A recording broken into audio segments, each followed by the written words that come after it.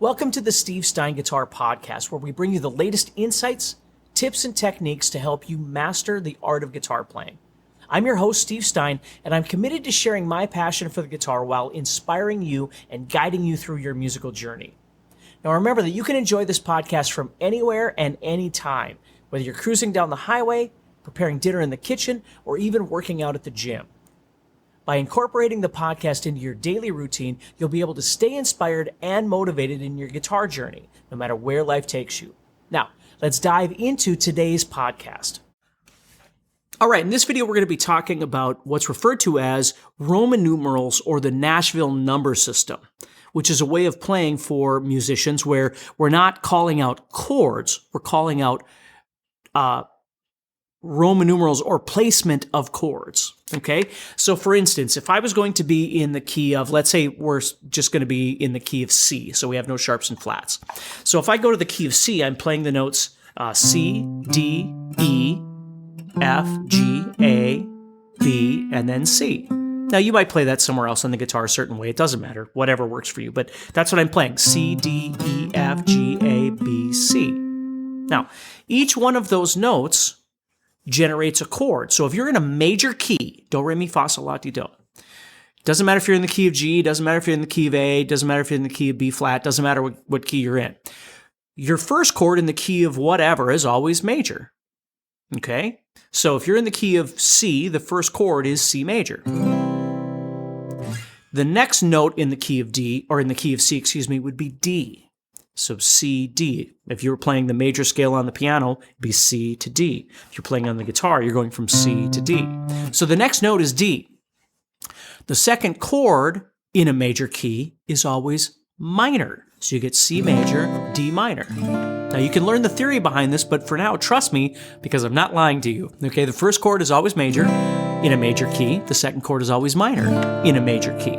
So if we're in the key of C major, the first chord is major, second chord is minor. If we're in the key of G, the first chord is major, the second chord is minor. If we're in the key of D flat, the first chord is major, the second chord is minor. That's just the way it is, okay? So now I'm going to give you a quick shortcut so I don't waste any more of your time. Here it is. The first, fourth, and fifth chords are always major. The second, third, and sixth chords are always what we call minor.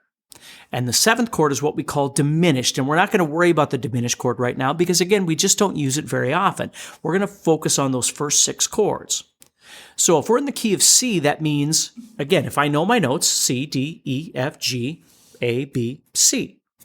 That means C would be major, D would be minor, E would be minor, F and G would both be major, and then A would be minor. 1, 4, 5 would be major, 2, 3, 6 would be minor. Now, this is a really great thing to learn and embed into your brain because that way, when you're talking to people, you might get up to jam with somebody or, play with somebody, wherever it is. You go somewhere and somebody says, hey, get up and play a song with us, and you don't know that song. Okay, there are certain songs, like if you're going to play Barracuda by heart, you have to know how it goes, right? But if you're going to play Brown Eyed Girl, there isn't a lot to it. There isn't a lot of specifics. You can just get away with kind of strumming. If you're going to play Old Time Rock and Roll by Bob Seger, all you really need to know is what are the chords, okay? Now, they could tell you, for instance, it's in the key of G, we're going to be using G, C, and D. That's perfectly fine. But there are times where artists will talk to each other in terms of Roman numerals, or what we call the Nashville number system, where somebody will say, this song is just a 1-4-5. Old Time Rock and Roll is just 1-4-5. That's all it is.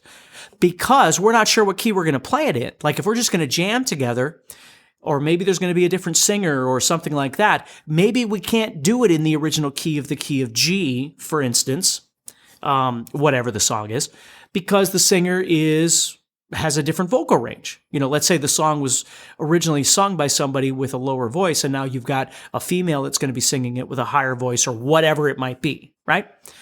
So we gotta be flexible. So, we're thinking 1-4-5. Okay, so 1-4-5, G, C, D, A, D, E, whatever. So you tell me the key you want it in, and let's play this song. Or 1-6-4-5. When people say 1-6-4-5, what are they talking about? Well, the 1-4-5 is major and the 6 is minor. So if we were in the key of G, for instance, that means we're playing G, C, and D, 1-4-5, with an E minor. Now, if I say 1, 6, 4, 5, that usually means I'm playing it in that order of, there's a fly in here, of 1, 6, 4, 5. But, it doesn't have to be in that order. Somebody might say 1, 5, 6, 4, or just the chords are 1, 4, 5, and 6. Just follow me. And you go, okay. So it's a different way of speaking about music oftentimes, is the Nashville number system or these Roman numerals. And it's something to get used to because everybody isn't always saying G and C and D, especially if you play in an area where people oftentimes will have different, musicians playing in different bands, and your singers are being swapped out, or you're playing in different bands, and you're used to playing something in a certain key, and then all of a sudden you have to play it in a different key. It's nice to know your numerals, your Roman numerals, or your Nashville number system to be able to do that quickly. The other side to this is that you can't always just rely on open chords. Sometimes you've got to make sure that you know this in bar chord form too. So for instance, if I was in the key of G, I would have G major, A minor, B minor, 1, 2, 3, C major, D major, 4 and 5, and then E minor 6. So 1, 2, 3, 4, 5, 6. Which are the notes of my major scale, obviously in the key of G, do, re, mi, fa, sol, la, and then T is my 7, which I'm not worried about right now, and then the octave. But I've got 1, 4, 5, and 2, 3, 6. What's really nice about learning it that way is if somebody says, oh, let's play a 1, 6, 4, 5 in the key of F, you go, okay, 1, 6, 4, 5. So you can visualize it this way and not just in an open chord format as well, which is really helpful. If you like our podcast and want to hear more, remember to press the subscribe button on the app that you listen to. By doing this, you help us a lot, and you'll be the first to know when we have new episodes ready for you to listen to. Is this podcast fun and useful? Then please give it a thumbs up and write about how much you like it. Is this podcast not what you thought it would be? Please let us know. This helps us to make our podcast better and helps more people who love guitar find it as well. So don't forget to subscribe, like, and tell us what you think.